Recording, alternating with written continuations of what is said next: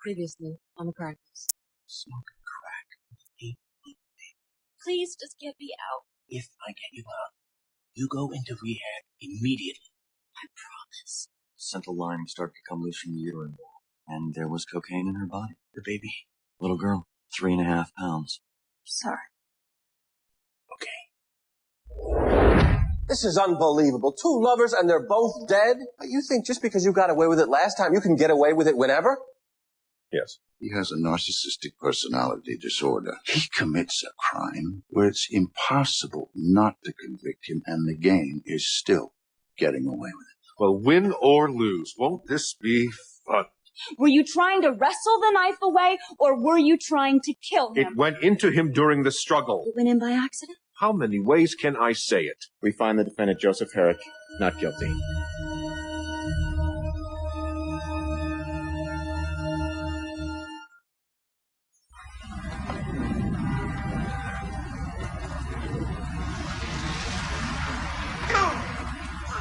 God, she's really getting a personality. All right, I'm out of here.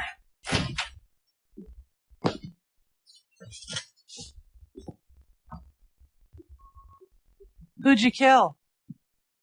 Good to see you too, Eleanor. Have you put on weight? We're busy, Joey. Who'd you kill? Very cute. Can't anybody say, hey, good to see ya? Who's that? Mine. What are you doing here? You have a baby. Joey, why are you here? Why don't we start by asking where I've been for the last 3 years? Law school. Ta-da! Passed the bar in February. We're now all learned brothers. You're a lawyer? And a good one, so far. Wait. You went to law school, took the bar exam. It was my therapist's idea. He thought one way of weaning myself off of killing people was to help others who did get away with it. I've got a case now. That's why I'm here. Case? What kind of case? Homicide. I don't slum. The problem I'm having is this. I think the kid might actually be innocent. And as good as I am, my conscience says I should bring someone else on board with experience. So, in addition to getting a law degree, you also picked up a conscience? Drives like new, hardly any miles on it. It's serious, Bobby. I never admit this publicly, but I could really use some help. It starts tomorrow. Tomorrow? Yeah. I'm ready. I can do this. And I could do it alone, and I'm prepared to if I have to. But to be honest, with an innocent kid's life on the line, believe it or not, I don't want to. Come on, what do you say? You, me, Ellie? It'll be fun. It's like old times.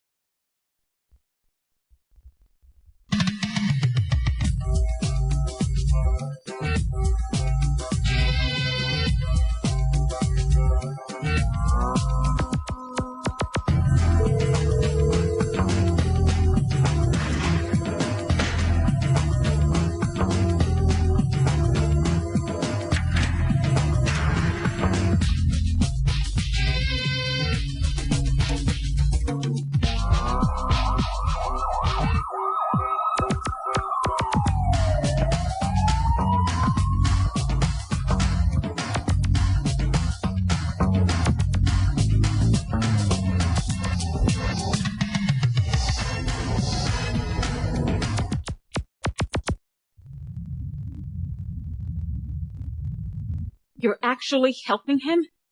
And you? Come on. I can't resist. But he's a murderer. We only know that because we represented him. Even so, we also know he's clinically sick. Look, the ship has sailed. I said I'd help. Jimmy, it's someone from Brigham Hospital. Jimmy Balloon.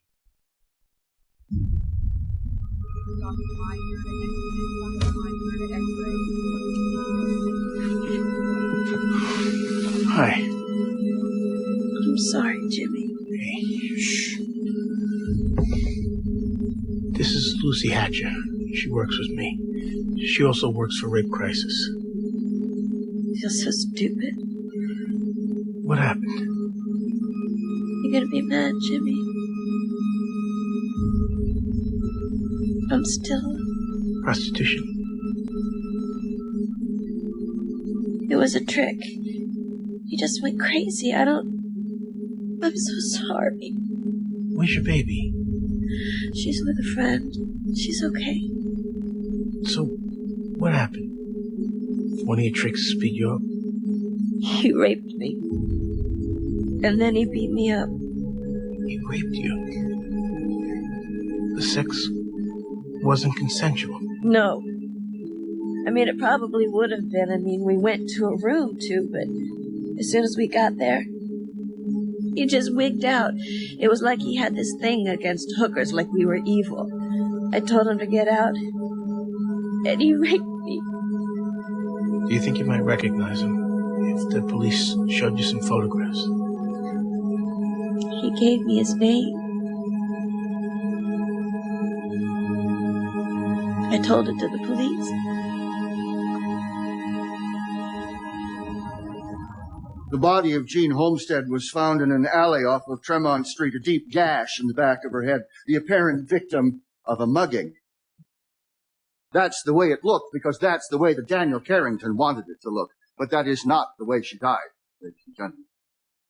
The evidence will show overwhelmingly the defendant drove to the victim's house, murdered Mrs. Homestead in her bedroom, then drove her body back into Boston and dumped her into that alley. The evidence will establish the defendant and the victim were having an affair, and when the victim tried to end the relationship, the defendant murdered her.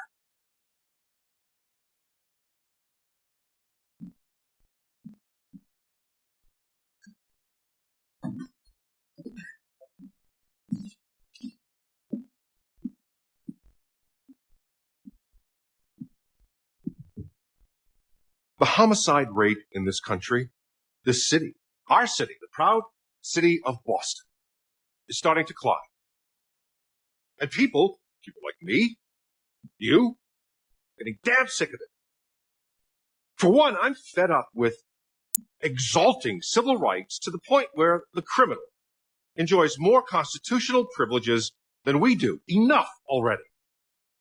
If a person kills another human being, I don't give a rat's ass whether he suffers from schizophrenia, substance abuse, an overbearing mother. I say put the son of a bitch in jail. It's how I feel.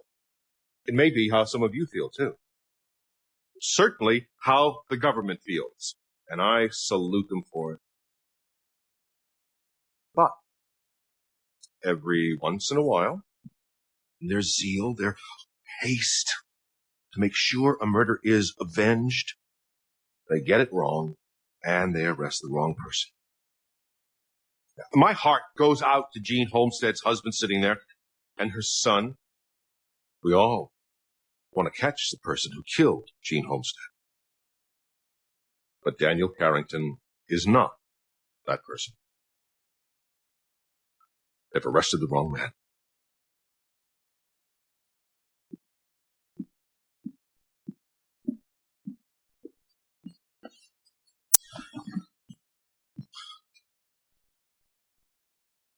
Jimmy, the police questioned the guy. What's his story?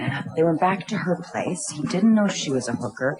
After they had sex, she announced she was, tried to extort him for $10,000. He refused and left. And you believe that? Jimmy, the examination didn't reveal any vaginal bruising or tearing. You see her face. You think she did that to herself? I can't rule out the possibility that she did. Why? This is a hooker with a drug problem. Listen. Even if she's telling you the truth, a prostitute takes a man to a room to have sex, then claims the sex wasn't consensual. I'm not that good a DA. Both blows came to the back of the skull. The second one, this one, was fatal. It crushed both the skull and the brain stem. Death likely came instantly. And did you make any other findings that you find significant? Several. There were no other bruises, scratches, no skin scrapings under her nails, no indication of a struggle. And what did that tell you? Well, that it's highly unlikely she was mugged or overpowered. Much more likely she was simply struck on the back of the head. Anything else? We found small traces of semen in the vaginal area.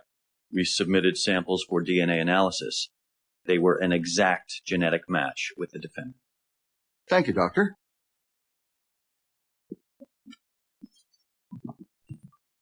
First of all, Doctor, let me applaud you on your ability to crunch your testimony. So many experts, especially doctors, just rattle on at such technical talk. It's either boring or incomprehensible. I salute you, sir.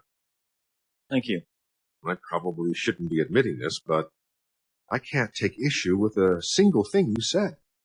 I agree with all of it. So, I'm going to sit down so we can move on.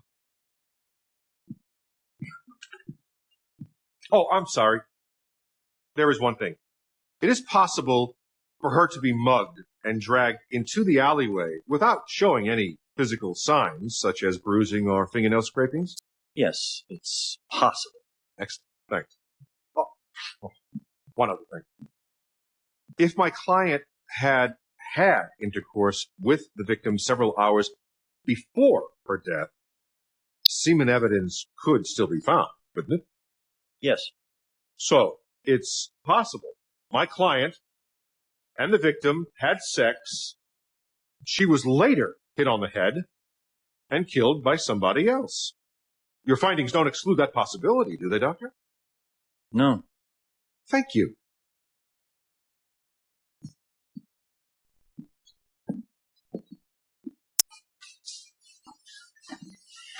How'd I do? He raped me. And it would be your word against his. Do you know who he is? Russell Mathis. He's a very prominent lawyer. He would be perceived to be more credible than a hooker with a drug history. Look, I'm your friend. There's nothing to be done here. Maybe not criminally. I would think Mr. Mathis would like this to go away without any noise. I'll go pay him a visit, Jimmy.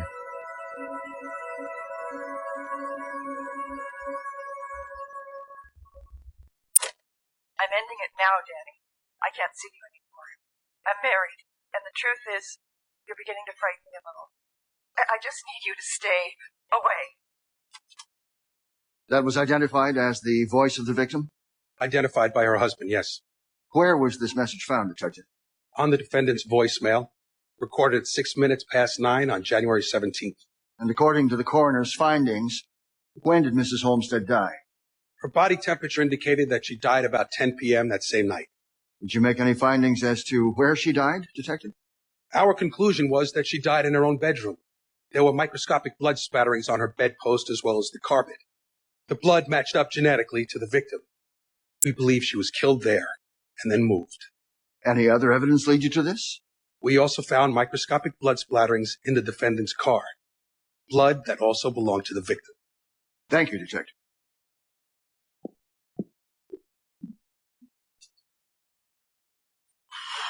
Well, things really look bleak for our side, don't they? Now, I imagine that's why you arrested my client. The phone message, the blood splatterings, the affair. Well, come to think of it, that would be it, wouldn't it? I mean, that's your entire case. Blood, phone message, and affair. Right, Detective? And his semen. Right, well, I was sort of including that with affair. Any weapon? No. Any evidence? Physical, forensic, testimonial that my client was in the victim's bedroom that night? His semen. Well, the coroner's already admitted that they could have made love earlier, maybe even someplace else. Do you disagree with the coroner on that, Detective? No. And this blood you're talking about, microscopic, you said. So if we took all this blood and pulled it together, the blood you found both in her bedroom and my client's car, more or less than a paper cut, Detective? Probably less. Gee, it doesn't look as bad for us as I thought. Objection. Is it wise to be smug, Joey? Oh, Danny, that was nothing. Ask Eleanor. Have they offered any kind of plea here? Second degree? It's laughable. What are you willing to take? We thought an acquittal would be nice. Yes, besides that. Danny, would you consider manslaughter? Joey thinks we can win. This is Joey's first murder trial. Bobby. He needs to hear that, Joey. You don't think we can win?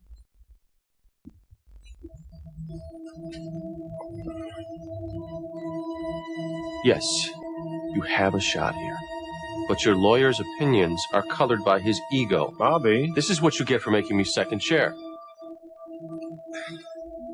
If you don't already know this, you need to as we go forward.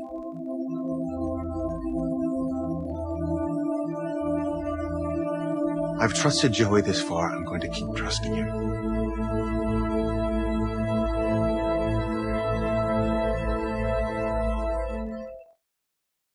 How is he? He's good. The jury loves him. It kills me to admit it. Admit what? Hi, Helen. You know, I've been having these nasty little hetero dreams of you. What? Joey, the blood in the car is a problem. I hope you don't plan to argue paper cuts. Oh, no. The beloved husband is up next. He's what you call Plan B. Wait a second. He has no alibi. It doesn't matter. Do you have any evidence that he killed her? No. Well, then you don't Plan B, not the widower. Eleanor. If you accuse the husband with nothing to back up the accusation, your client will get convicted. I agree. Bobby, Eleanor, I recognize that I don't have your experience, but one thing I do know, Plan B, that's where the practice of law is delicious.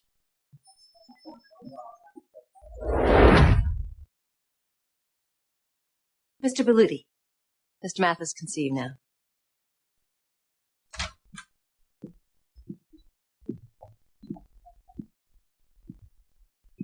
You can close the door, Pauline. Yes, sir.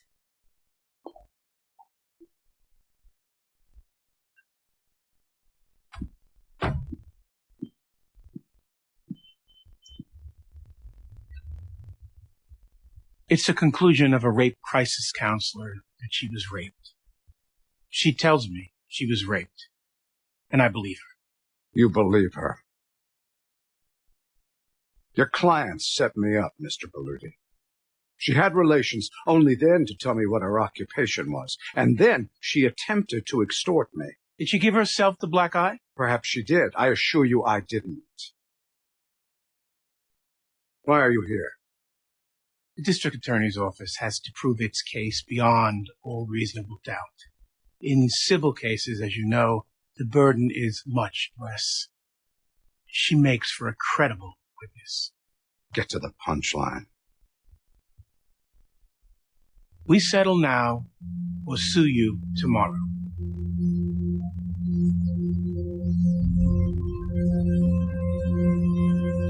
None of those people would ever know.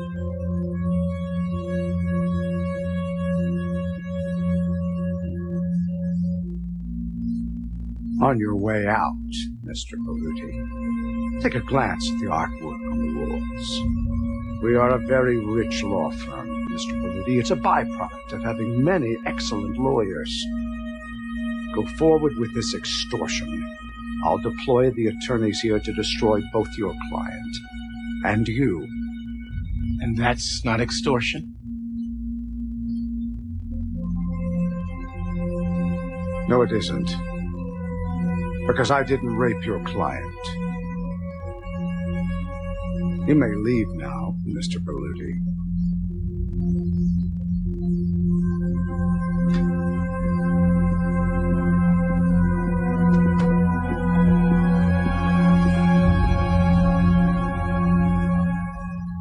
I thought maybe Jean was out with friends, though it wasn't like her not to leave me a message. Finally, around midnight, I began calling some of her friends, and then at 3 a.m., I phoned the police.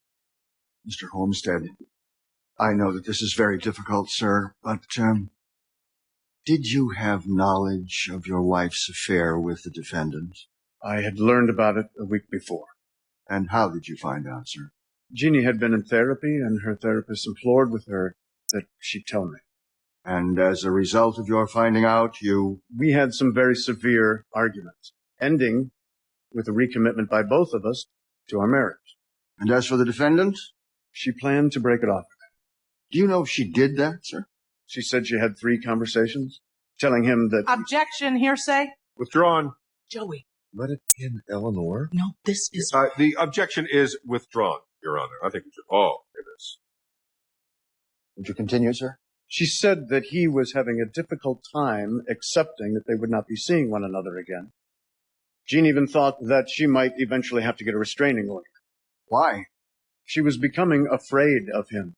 Did she use that word, sir? Afraid? Yes. She was concerned that he might try to hurt her. Thank you, sir.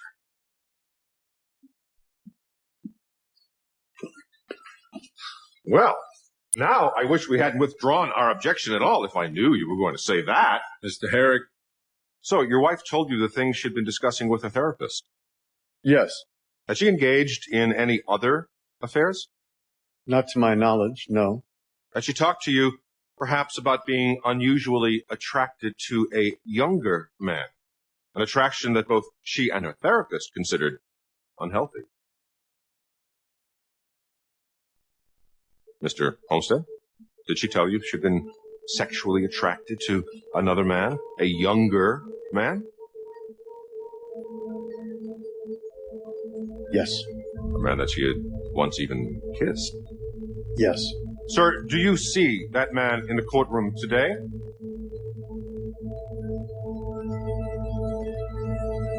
Yes. Could you identify him for the court, please?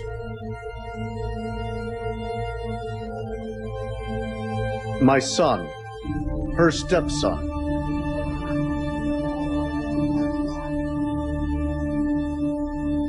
Well, isn't this exciting? Objection. Withdrawn. Sir, how many hours were you home alone before notifying the police that your wife was missing? I don't know. Around 5 hours. Forgive me, sir, but I have to ask the question that's on everybody's mind. Did you kill your wife? Objection. Overruled. Obviously, it wasn't over like she said between her and my client. They found his sperm. She clearly lied to you. She has an affair. You learn she kisses her stepson, your son. Then you find out she's lying and still sleeping with the man she claims to be afraid of. If indeed she said that, only you know for sure. Did you kill your wife? No, I did not. I don't believe you. Objection! Mr. Heric. Nothing further, Your Honor. He doesn't need us, Bobby.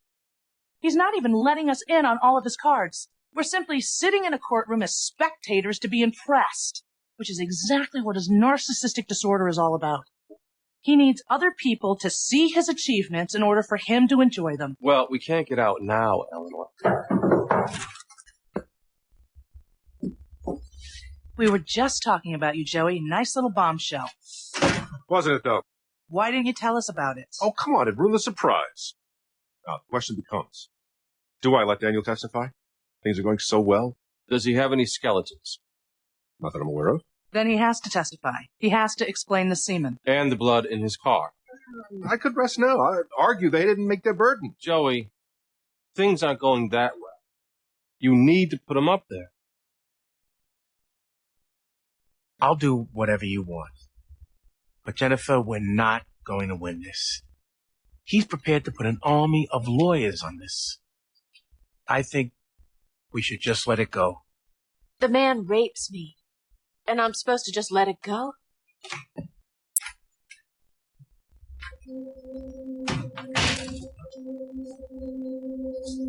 Mr. Belluti? Yes. First, I'm going to deny saying everything I'm about to tell you. Okay. I don't know if Mr. Mathis did what you're saying he did.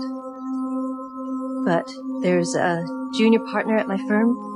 Keeps asking me what's going on. It's like he's too interested, you know. I think he knows something. What's his name?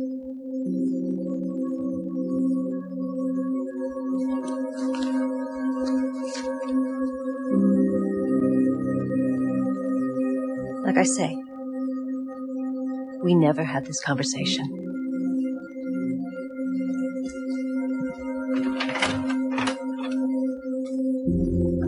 Jimmy, draft a complaint. Move for an emergency deposition to be taken prior to filing the complaint. Can you do that? But if there's a danger the evidence could be lost. This junior partner will have a lot of pressure put on him. You need to get him in a room now and put him under oath.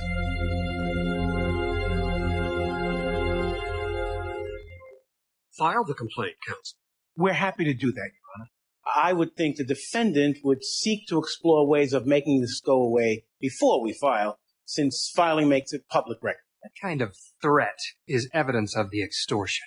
Look, I have the automatic right to depose him after we sue. We're happy to take that route. Mr. Belluti, don't insult me. The only reason you're not formally suing is because by doing so, your card is played and you lose leverage. This thing has a bad stench to it. But, Mr. Miles, it's not a question as to whether he can depose this lawyer. This motion only covers timing. We're even willing to come to your place. I'm going to allow the deposition. But, Mr. Belluti, like I say, I don't like the stench. We had gone to a club. At 6 p.m.? A little early, isn't it? It was an underground club. Mostly gay. But a lot of heterosexuals went there primarily to have sex. They had sex in the club? Yes. And you and Gene Homestead went to this club on the night of the murder? Yes. Daniel? What did you do there? We danced. We made love. What time did you leave? Probably around 8 or 9. I drove her home. Did you go inside? No. I dropped her off, then I went home. You never went back to her house? No. Well, did you receive her phone message? No, that message was left on my business cell, which she would know I wouldn't get. That message was left to set me up. Objection. Stand. Daniel, what about those microscopic traces of blood that were found in the back seat of your car? I have no idea. I mean, she's certainly been in the back seat of my car many times. Sometimes we even made love there. Anybody see you and Mrs. Homestead at this club? I'm sure people did. No one's come forward. It's funny how not one waitress, not one bartender, not one patron remembers seeing you there. It's a pretty crowded place. Any witnesses to establish that you were home alone the night of the murder? There were witnesses. I wouldn't have been alone. Ever been convicted of a felony, Mr. Carrington?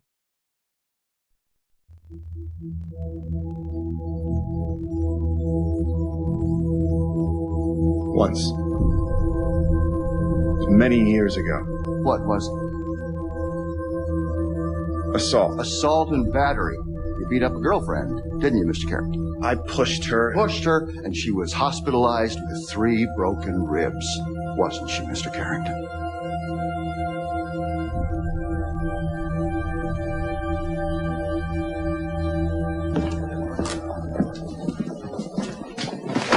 Did you know about that conviction? So what? He was only 19 at the time. It doesn't matter.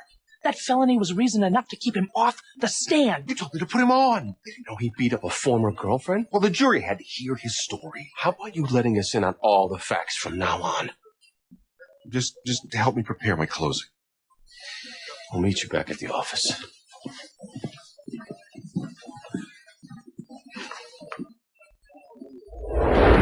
I have no information whatsoever. What's your relationship with Mr. Mathis? I work with him. We're both lawyers in the same firm. You socialize together? No, we do not. Were you in the Palmer House Hotel on the evening of April 12th? No, I was not. Do you have any information concerning the events involving Mr. Mathis on April 12th? Asked and answered. I will answer it again. I don't know what you're talking about, and I have no information. Do you know Jennifer Cole? No, I do not. Ever heard of her before? Only in connection with this lawsuit.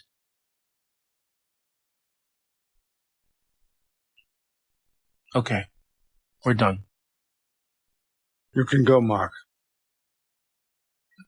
You also, please. If you go forward with this lawsuit, Mr. Belluti, this is the counterclaim that awaits you. Never mind abuse of process. There are counts of libel, defamation of character. You can't sue me for what I allege in a complaint. Oh, we will. And truthfully, I hope we lose the first go-round. That'll give us a chance to go to the appeals court, possibly the SJC. I hope you like working on this case, Mr. Belluti. Because for the next 3 years, you'll have time for little else. Sorry we're late. We were held up in court and we all wanted to come over together. What is this? This is an army, Mr. Mathis.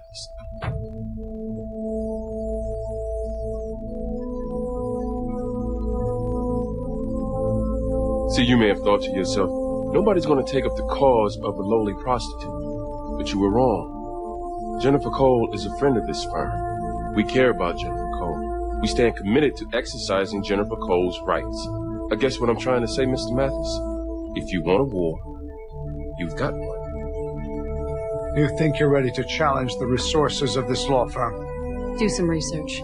We've been up against big firms before and beaten them for a lot of money. A reputation is a terrible thing to waste, Mr. Mathis. You people are what give lawyers a bad name. No, lawyers who rape give us a bad name. Look, we can fight or we can settle this. But like Eugene Young said, if it's a fight you want, you're in for a big one. And win or lose, you lose.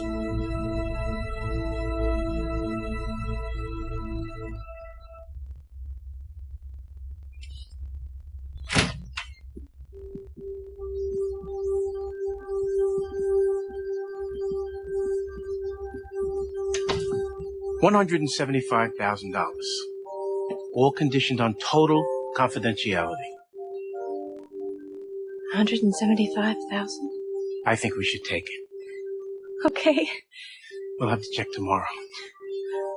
Thank you. Thank you. Thank you all.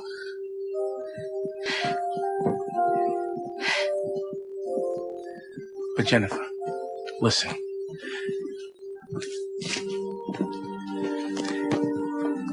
This guy Mathis, if he's capable of rape, we just left him pretty hot. I don't want you ever going back to the Palmer house. I won't. You have a little girl, Jennifer. She needs you. The other night, you could have been killed. You need to start over. I will, Jimmy. And not just for her, but for you. You don't owe me nothing. I owe you my life, Jimmy. And I'll never forget it.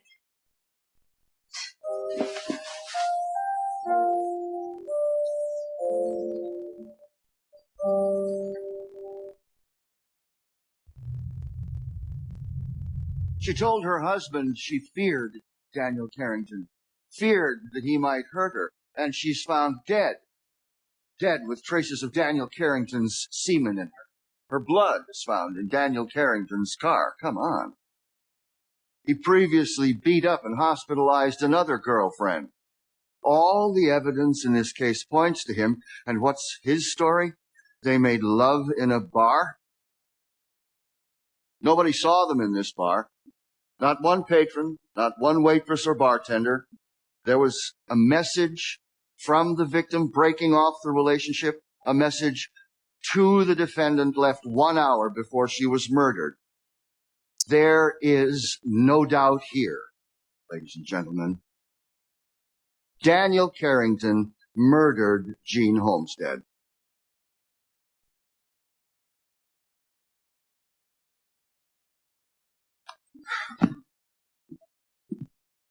I certainly understand the theory that Danny did it.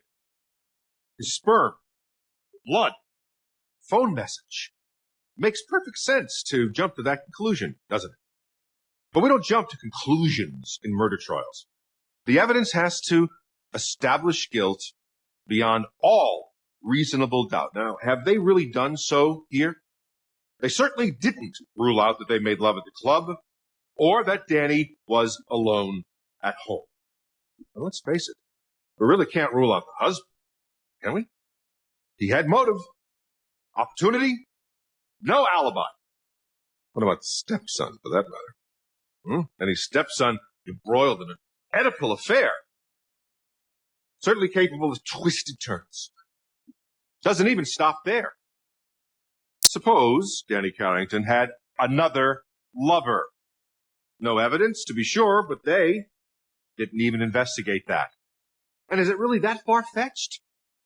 the other lover, gets wind of the little session at the club, goes to the victim's house, threatens her, forces her to make that phone call to implicate Danny. Then he or she kills the woman, dumps her in the alley, knowing full well who the police will blame. He or she even plants that little blood speck in his car. Now, Danny is the obvious suspect. It could have been anybody. Maybe one of you. Maybe the judge. Maybe me.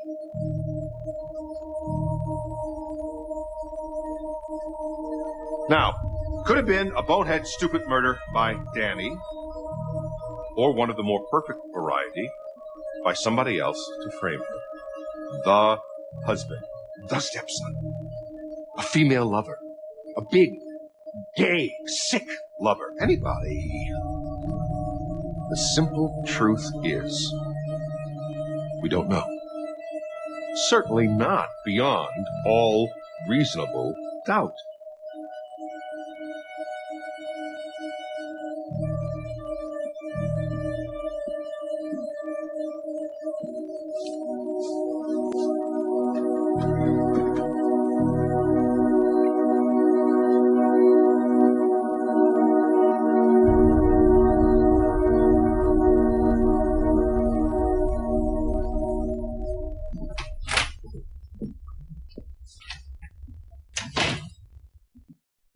They sent you with the check?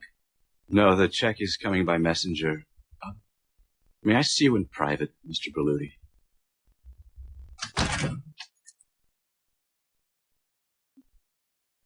I'm a man of conscience, which made yesterday one of the most difficult days in my life.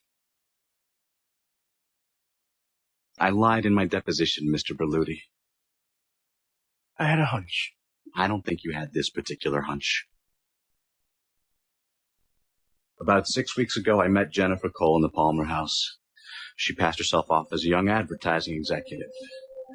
We got a room, we made love, after which she informed me that she was a prostitute.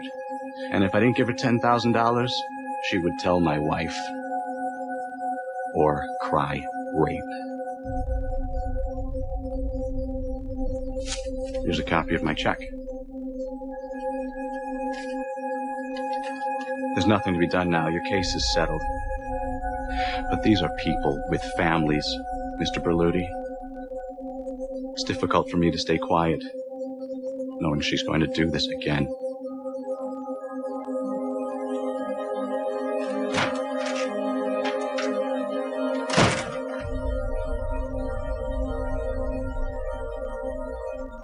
Did you kill her? Bobby, I was throwing out a hypothetical. I don't think so, Joey.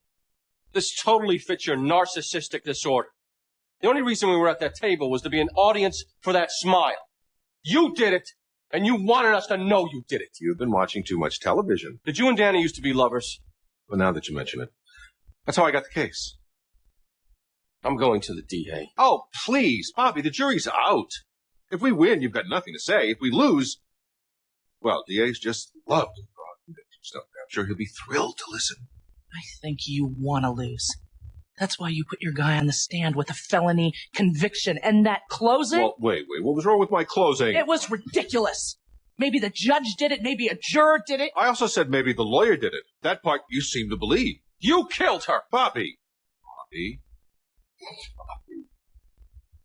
think I'm evil? You murdered his lover, framed him, got yourself put on as his lawyer to guarantee he goes away. Well, I must say it does sound worthy of me.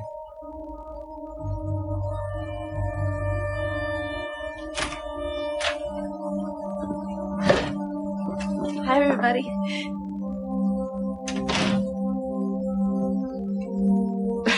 What's the matter? The name Mark Green didn't ring a bell with you, Jennifer. You cashed his check. You did the same thing to him you did to Mathis. Here's your check. Take it, walk out of this office, and never come back here again. These people are rich, Jimmy. It's expensive, raising a child, and The biggest problem your child has is having you for a mother. If I hear of this happening ever again, I'll go to the police and to social services to take that child away from you. Take the check, walk out, and never come back.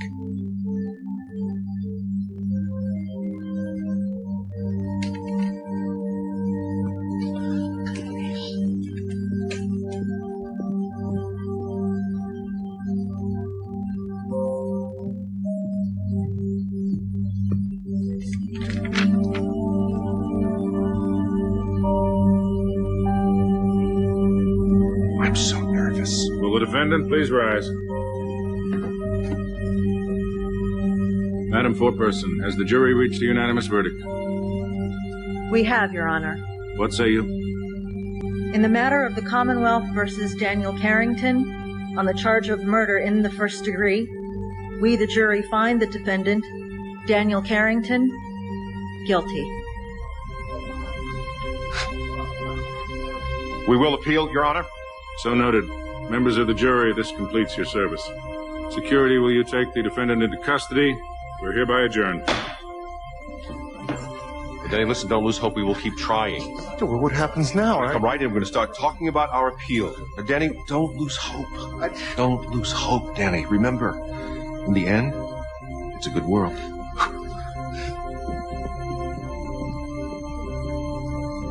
Well, guess you can't win them all. If I can figure out a way to reveal what I know, I will. Certainly, you know the allegation that I tried to lose a case would be libel per se. Listen, you know, sometimes you have to accept unfortunate outcomes. All part of being a lawyer, isn't it? Right, Ellie? Well, if you'll excuse me, I'm going to go try to dig up some new clients. Till we meet again.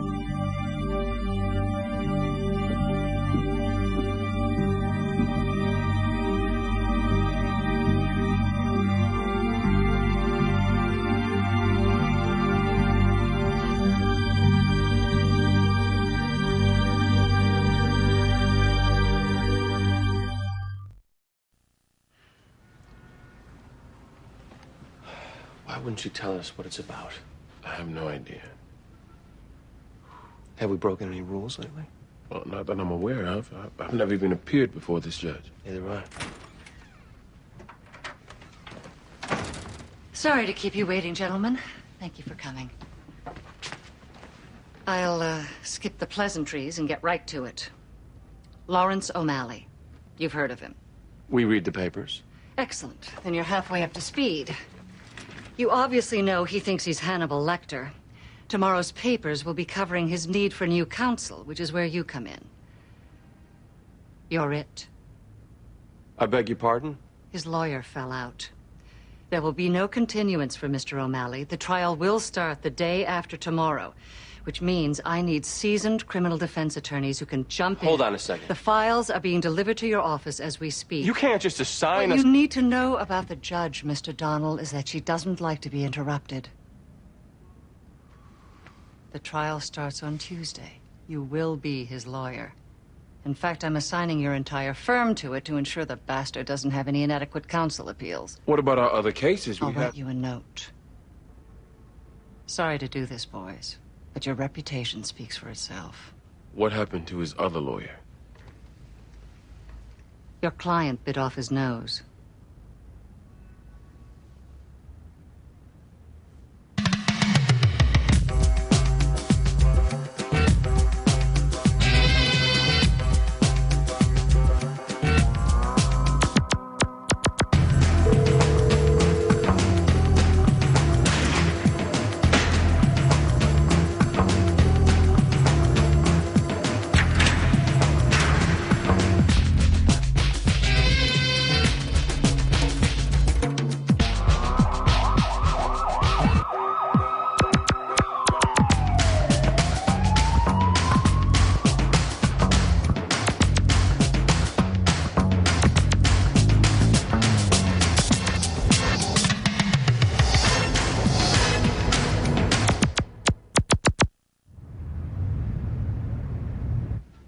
whole firm? Who is this judge? Look, let's not waste time talking about the judge. It is what it is. We have to get ready for the trial. Starting Tuesday. Helen Gamble is the DA, so we at least don't need scouting reports on the prosecution.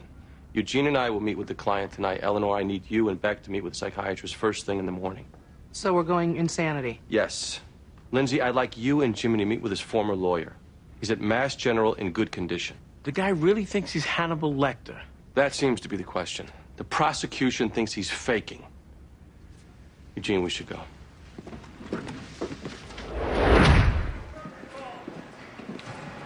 He's shackled, straitjacket, muzzle. I think you'll be okay. Has he been fed? That a joke? We don't find your guy too funny, counsel. You want a guard in there or not? Up to you. No, we'll be okay.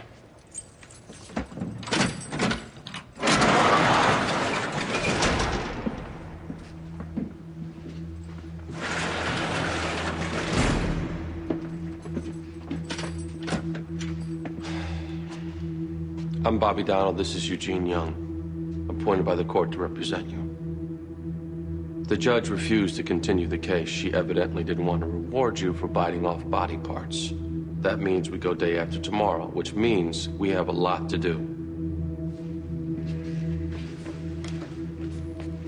We're going to need your full cooperation. What's your name?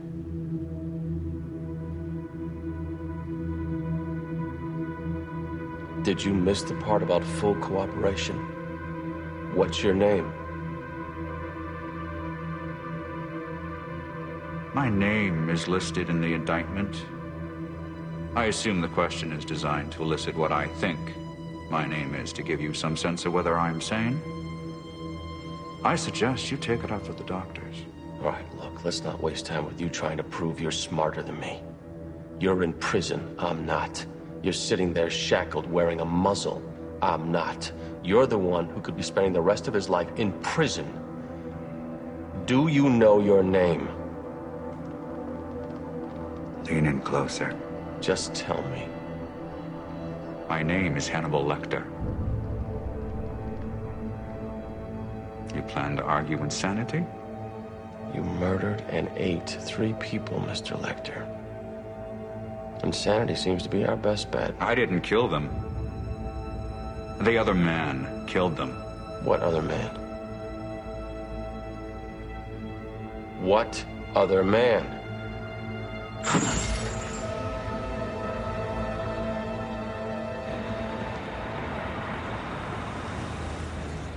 The doctors think basically he created this man in his head for the murders themselves. He has never denied consuming the victims, but it's always the other persona who stabbed the girls. What's the diagnosis? That's all over the map. One of our doctors says paranoid schizophrenia, another says psychotic disorder. Prosecution experts say he's faking it. That he stabbed the girls and he ate them to give himself an insanity defense should he ever get caught. It would convince me. What do you think? Look, to do what he's done, obviously there's some severe mental deficit here. Is he criminally insane? Did he not understand that what he was doing was wrong? I don't know. All I am sure of is, as crazy as he may be, he is not stupid. Don't ever think you're in charge of him, Miss Dolan. I promise you. He'll be in control of you. One of the psychiatrists had him take a polygraph. He passed. Said he was Hannibal Lecter, said another guy killed the girls. He passed the lie detector with flying colors. He could also describe the killings. It was basically like he stepped outside of himself and was watching somebody else do it, and then he would step back into himself to eat them. And the police think he's faking because... He has a 9-to-5 job. He punches in every day as Lawrence O'Malley, pays his bills on time. Are they offering anything? Life in prison. Client turned it down. I guess he's not that crazy. So what? Are we all gonna try this? Lindsay, I'd like you to open. Women victims, let's put a woman on the face of our defense. Jimmy, you take the lawyer. We're gonna call him? Probably first. Eleanor Beck, you got the doctors. Eugene and I will take the prosecution witnesses. Bobby, Mr. and Mrs. O'Malley are here. Who? Hannibal's parents. He would make up fictitious characters and assume their identities. I think it made him feel stronger. He started pretending he was Hannibal Lecter about 10 years ago, shortly after the movie came out. Probably so that he could feel dangerous. And at some point, he really thought he was. Mr. Donald, Lawrence would never do these things. We want you to hear that from his parents. This is some sort of insanity, but Lawrence, he is not a killer. He took his knife and he gutted her like he was cleaning a fish. Who did? The other man. She didn't die right away. Okay, look. We have to make a decision here on the restraints. He's gonna look like a monster if he's shackled and muzzled. I'm not sitting next to him. He attacked his last lawyer, Bobby. We could petition the court to keep him out of the room. I say let him look like a monster. Our strategy here isn't to make him feel relatable. Juries don't acquit monsters, Rebecca. First thing they teach us in law school, monsters lose.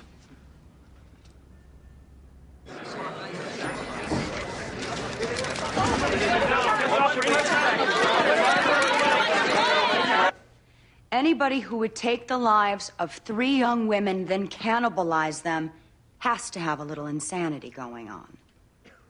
But did Mr. O'Malley understand the nature and quality of his acts? Did he know what he was doing was wrong? Of course he did. Ladies and gentlemen, the evidence will show he tried to conceal his crimes. He tried to avoid getting caught. Why? Because he knew it was wrong. This man acted knowingly, reflectively, and methodically. He'd go to the same bar, select a victim, hit on her, then when rebuffed, follow her, abduct her, stab her to death, then eat her. None of us can fathom what must be happening in Lawrence O'Malley's brain. To fillet 3 women with a knife, to consume them. This is not how sane people behave. As this trial goes forward, you're going to look at this man sitting over there and probably wonder to yourselves whether he's even human. You might look at me and the other lawyers defending him and have questions about our humanity. How can we defend such a monster? Well, our judicial system is about many things. What it's first and foremost about is protecting society's weakest and most vulnerable members. Lawrence O'Malley is severely mentally ill. The evidence we present to you will establish this convincingly. You'll want to ignore it, because you're human. Your sympathy for the victims, your hatred for our client, will make you want to ignore or deny what the doctors tell you. But as jurors, you have an obligation to weigh the evidence. That's your duty. That's why you're here. And the evidence will tell you Lawrence O'Malley is insane.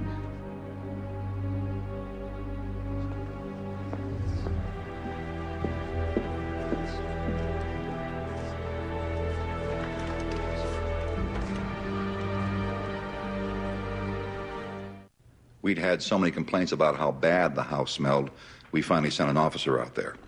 He took one step inside and recognized the odor to be decomposing remains.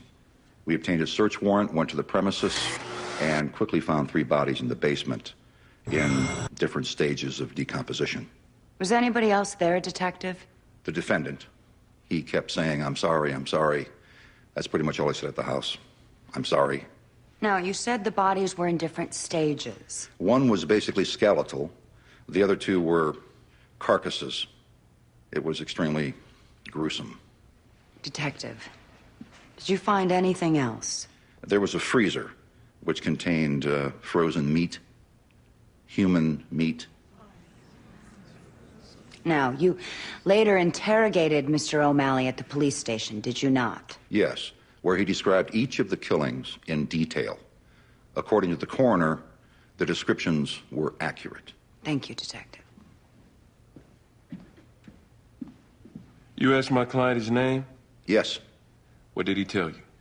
He said his name was Hannibal Lecter. Did he say he killed the women? No. He claims he witnessed the other man do it.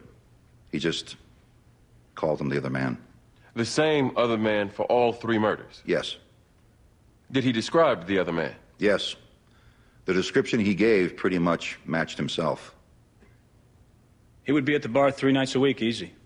Do you specifically remember the defendant? Oh, yes. He was too weird not to remember. I served him many nights, and I never heard him speak. Did you ever see him speak? To women, I did. He was always trying to talk up women. I never saw him have success. Did you ever see Mr. O'Malley talk to any of these women? I know I saw him talking to the first girl, and I remember the look on her face. It was like, get this kook away from me. You used the word strange, weird, kook. Based on your observations of my client, Mr. Williams, he seemed nuts. Objection? Lay opinion. I'll allow it. You may answer. He seemed very nuts. And he would come in 3 nights a week, on average? Yes. He would try to talk to women sometimes. Other nights he'd just sit at the bar, sometimes motionless, like he was in this trance, just staring straight ahead. The guy wasn't right.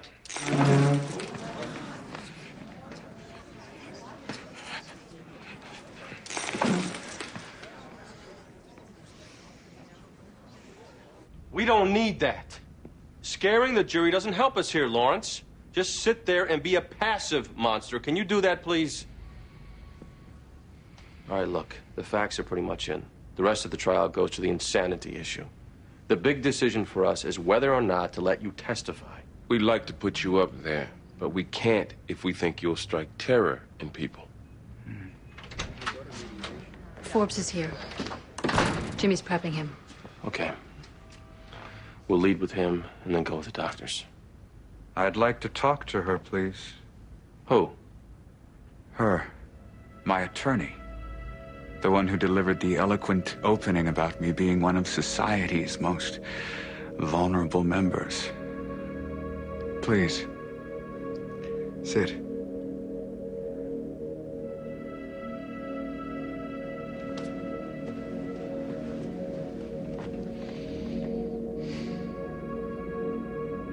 Hello, Clarissa. Oh, brother. Could you leave, Bobby? I'd like to speak with Clarissa alone. I'm not Clarissa, Lawrence. Jodie Foster wasn't even Clarissa. She was Clarice. And even she's not Clarice anymore. Do they know? Does Bobby know? Does he know what? That you're in love with me. I think he might be faking. Hannibal Lecter, isn't that a little too pat? We'll let the prosecution argue that. Experts ready? Oh, they're ready and convincing. They don't think he's faking at all. Jimmy? Forbes is set. What about the muzzle? I think it should come off. We'll take the muzzle off when he testifies. We need to get back. He kept talking about the other man. How he watched the other man stab them. I would gently remind him, Lawrence, there was no other man. The other man is you. He never liked that. He'd ask me to please not say he was the killer. Mr. Forbes, why did you remind him? Well, we were about to start trial. I had to prepare him for things he was going to hear from his own doctors even. But he just didn't like hearing that he was the killer. Friday night, I reminded him again, and that was it. What happened? He just lunged. Like a Rottweiler, he had me by the nose. In the course of your representation of Mr. O'Malley, what can you tell us about his mental... Objection. He is trying to admit medical opinions again. No, a lay opinion as Your to... Honor, I will stipulate the lay opinion of Mr. O'Malley is he's crazy, but this witness has no foundation to present testimony on the issue of legal insanity as it relates to this trial. I'm going to agree. The witness may speak to the defendant's behavior, but leave the psychiatric opinions to the doctors.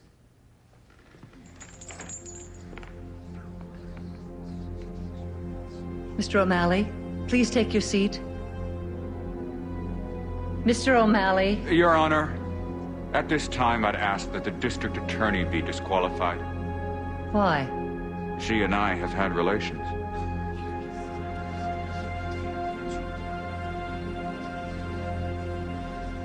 It was one of those moments where time just seemed to freeze. Even Helen Gamble herself seemed momentarily paralyzed. Such crap. Well, what do they expect me to do? Jump up and react? Stupid media. Helen, I know we agreed to never talk shop at home, but you really should put something on the table. It was a stunt, Eleanor, and you know it. Hey, everybody, look how insane I am. Could be, but not many people eat flesh. The jury's gotta think he's nuts. Jurors are human. At their core, they're vengeful. I think you're projecting there. And when they go back to deliberate about what he did to those women, compassion won't be winning out. Tomorrow, the case turns to the doctors, where both sides have their experts lined up. The base illness is paranoid schizophrenia. The fixed false belief is that he's Hannibal Lecter.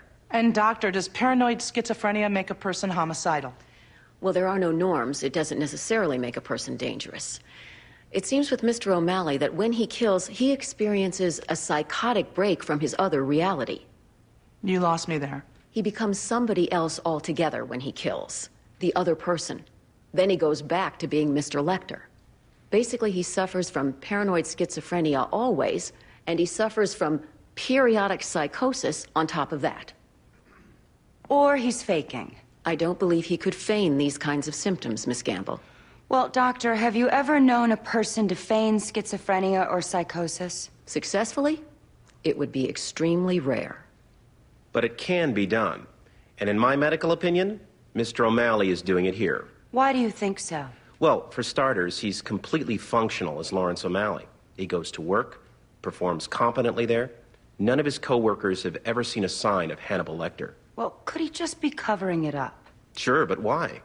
If he has no compunction about being Hannibal Lecter with the police, why would he cover it up with others?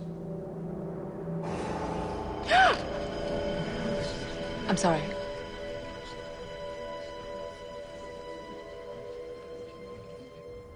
I'm sorry. How many times do I have to say it? The guy was looking right at me. Look, it didn't hurt us. It's not like we're pretending he's nice. No, but it doesn't help if it seems even we're afraid of him. Oh, come on. He's tied up like a rabid dog. Everyone in that room is afraid of him. The problem is, if they think of him as a dog, crazy or not, they're gonna want to put him to sleep. He has to be a little sympathetic. Does he understand that? I've told him over and over. I think Lindsay should take his direct. Me? You take him. Look, in a way, you represent the victims. Exactly. He also seems to be softer with you than he is with Bobby or me. Have Jimmy take him. He's good at bringing out soft sides.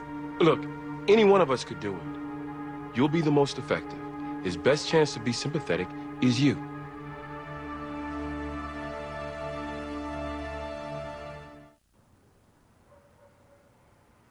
Hey. You okay? Yeah. I can take the direct.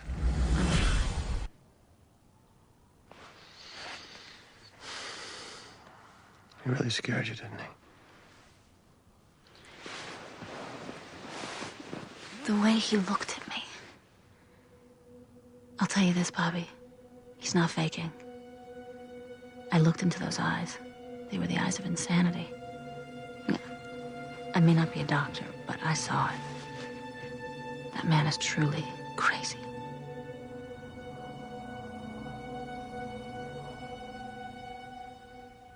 Did you not hear my question? Did you know these women? I'd met them. I can't lay claim to knowing them. You met them at Hannigan's. Yes, they weren't particularly kind to me. Can you tell the court how you happened to see them get killed? Well, on each occasion, I followed them, and in the parking lot, I saw them get abducted by the other man. Could you describe this other man? I never got a very good look at his face. He was about 6 feet tall, lanky. And he abducted these women in the parking lot? Yes, he dragged them into his car. I think they liked him, but for some reason, they didn't want to go with him. Okay, and what did you do? I followed. He drove them to an abandoned pier on the harbor. And he would stab them there and drive off. I tried to help each of them, but I was always too late. They were dead. There was nothing to be done. So I ate them. How did these women end up in your basement, Mr. O'Malley? I drove them there from the pier. And, sir, can you tell the court why you would eat these women? Because they were so beautiful. Like you. The book of Genesis tells us that woman came from man. When man consumes the woman, it makes him one with her. And by eating them, I know they will go to heaven. Because I am going to heaven. And they will go with me. You'll be going to heaven, Clarice.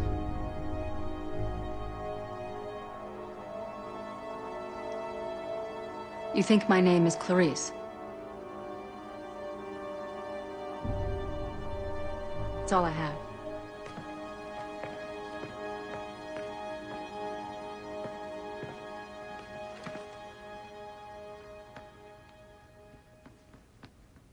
What did the other man do with the knife?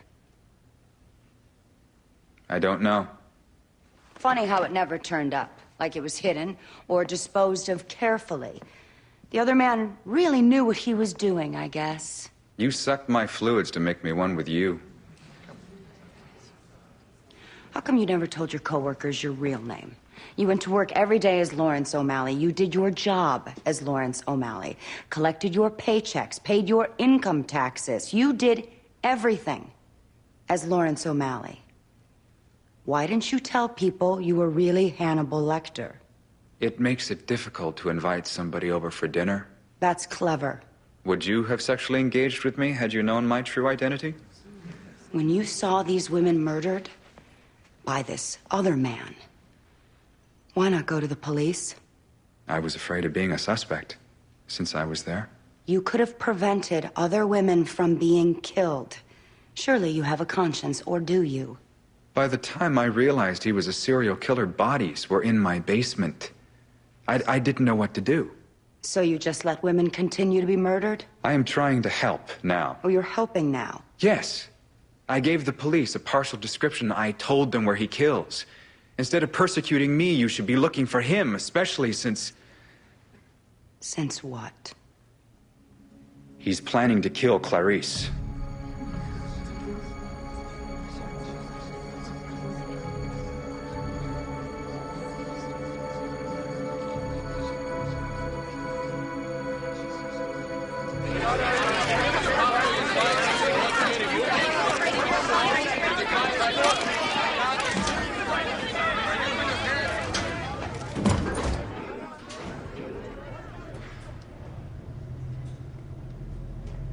You okay? Fine. I thought your direct went great. Good to hear.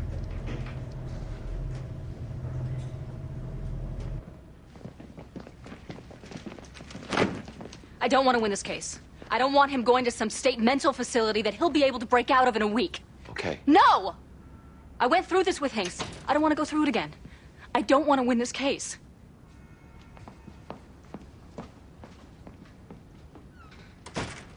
You should go in there.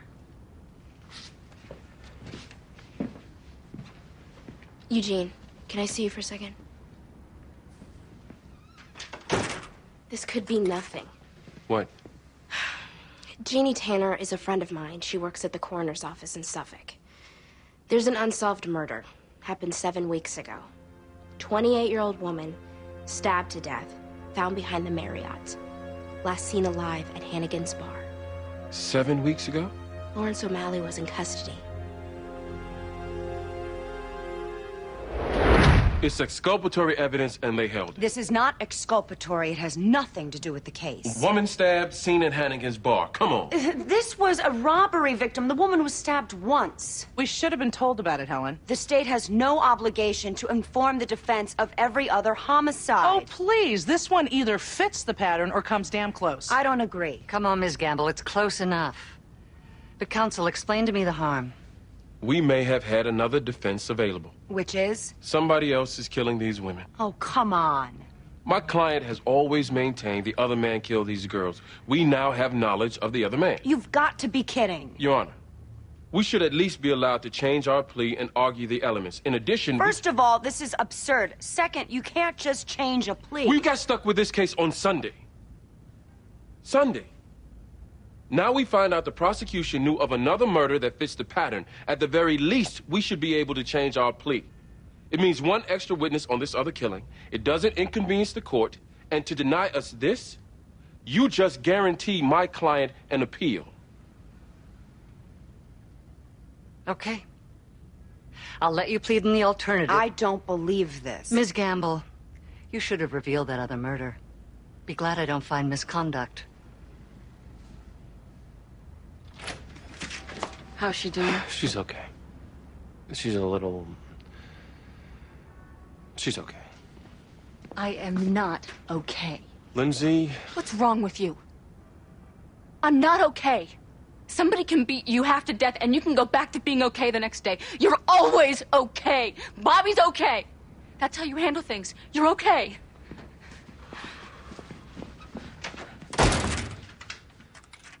Please don't embarrass me like that in front of the office. Please don't embarrass you. I got stabbed 2 years ago. I got stabbed, Bobby. A man stuck a knife into me 3 times. I almost died. And then Hinks stalked me. I'm not okay. I have never gone back to being okay, no matter how much that you insist that I have. I'm not okay.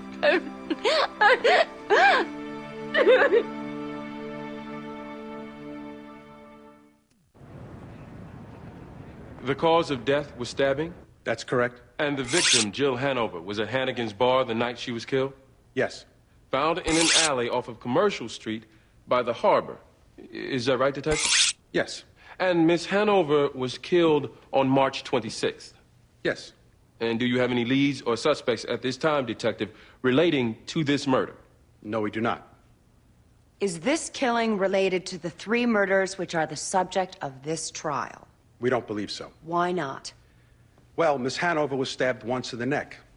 The other girls were stabbed multiple times in the abdomen and the sternum.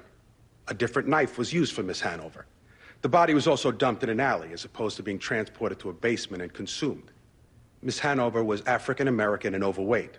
These other 3 victims were white with conventionally attractive figures. We determined that she was simply a robbery victim and that her death was completely unrelated to the other 3.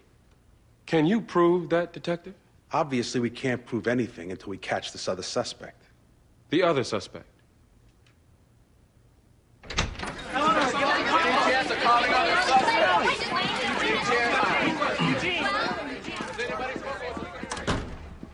Okay, just arguing the alternative, insanity, and the possibility there really is another man.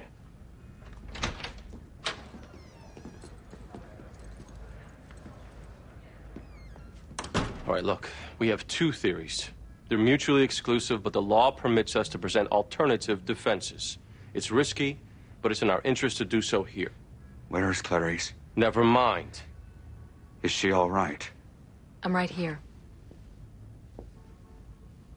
I'm sorry. I frightened you. If anything ever happened to you, you know, I'd make sure you go to heaven. Hey! Shut your mouth! I don't want you talking to her anymore. You got that?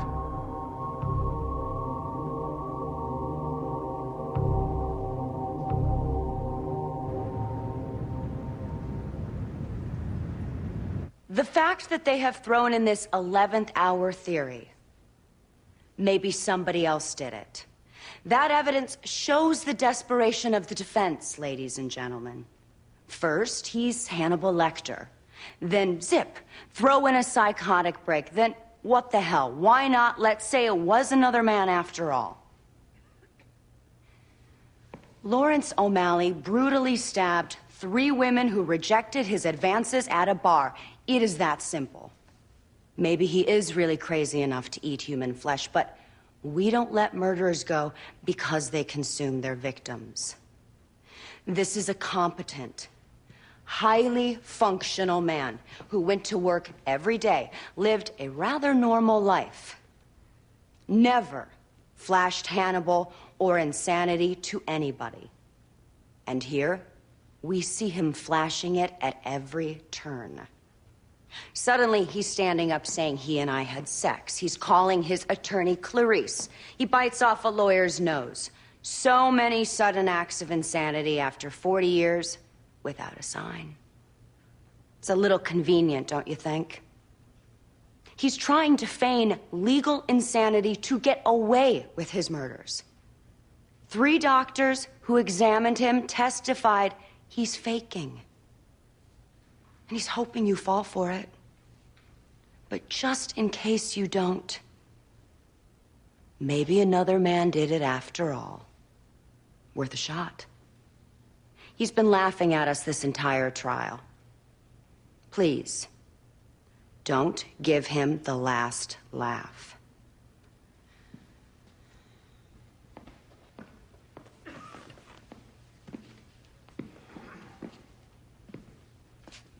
We put up 3 doctors who said he wasn't faking. They believe he's insane. A base illness, a paranoid schizophrenia, coupled with psychotic breaks. You heard the expert's testimony. And now we learn another woman was killed leaving Hannigan's bar. Killed while Lawrence O'Malley was in custody. The police think it's unrelated, but can they prove it? You heard Detective McGuire. They can't. The state hasn't met its burden here. And as a matter of law, you must acquit.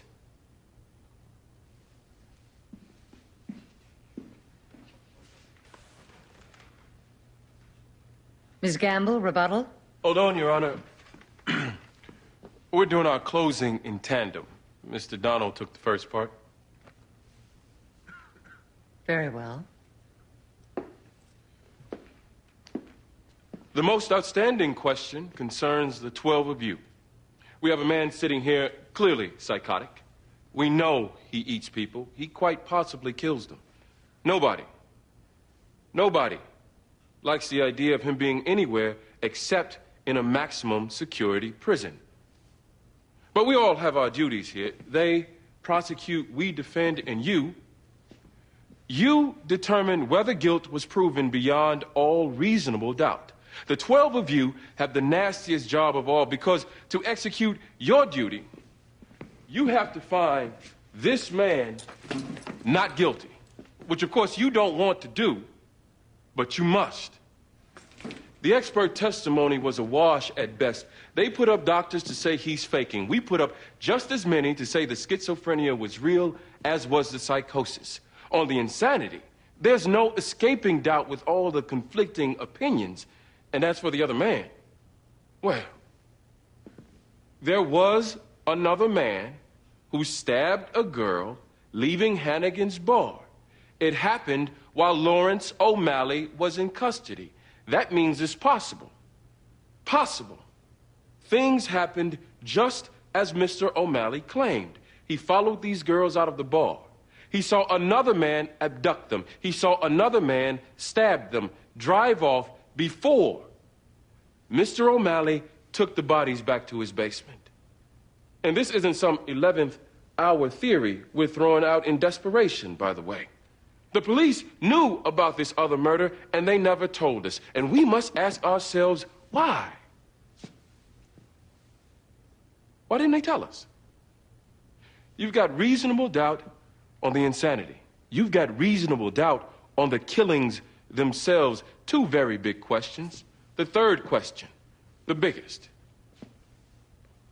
Are the 12 of you going to stay true to your oath and uphold the law?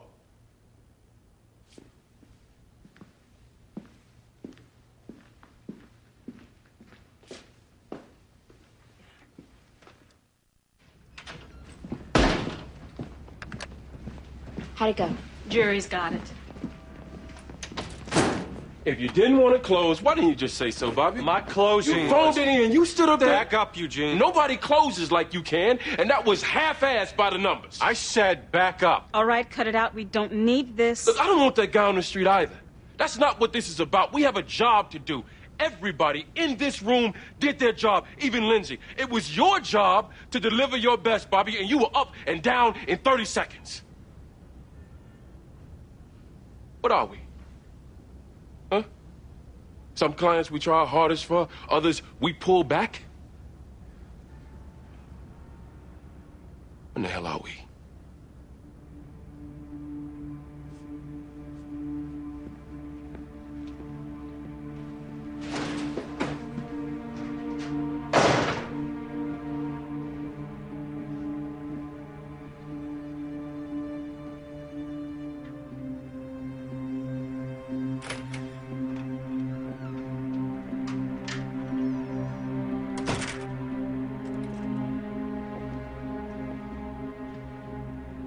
I don't disagree, but it's his wife, Eugene.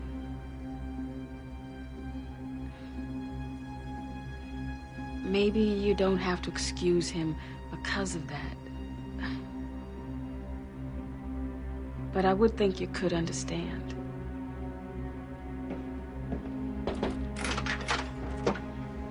Clerk's office just called. They have a verdict.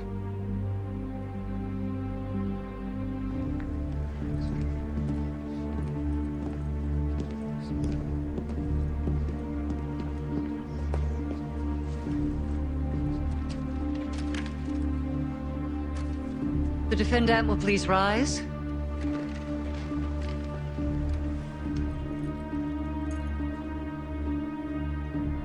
Mr. Foreman, the jury has a unanimous verdict. Yes, Your Honor. What say you? Commonwealth versus Lawrence O'Malley on 3 counts of murder in the first degree. We find the defendant, Lawrence O'Malley, not guilty. On 3 counts of murder in the second degree, we find the defendant, Lawrence O'Malley, not guilty. Straight not guilty. Your Honor, the Commonwealth seeks to place the defendant under arrest for concealing and consuming human bodies, crimes Hold on. My client was only charged with murder. These crimes would be lesser included offenses. Double jeopardy would attach. I agree. You can't now arrest him for lesser included, Ms. Gamble. The defendant has been found not guilty. He is free to go. Please release him from the restraints. Your Honor, this man is clearly dangerous. Ms. Gamble, he's been acquitted. He's free to go. We're adjourned.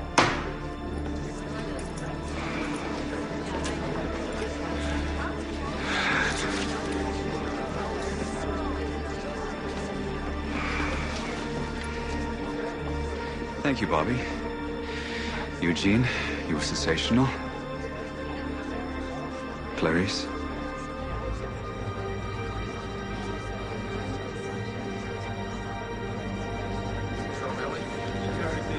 Mr. O'Malley, were you surprised by the verdict as everybody else seems to be? Not at all. What do you think? To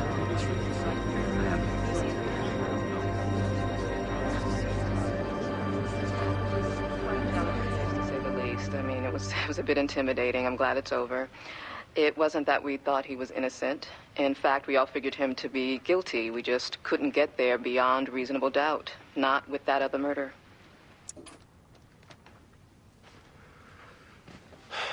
I'm sorry. I think it's the way I handle things. If I can pretend I'm okay, then... So I...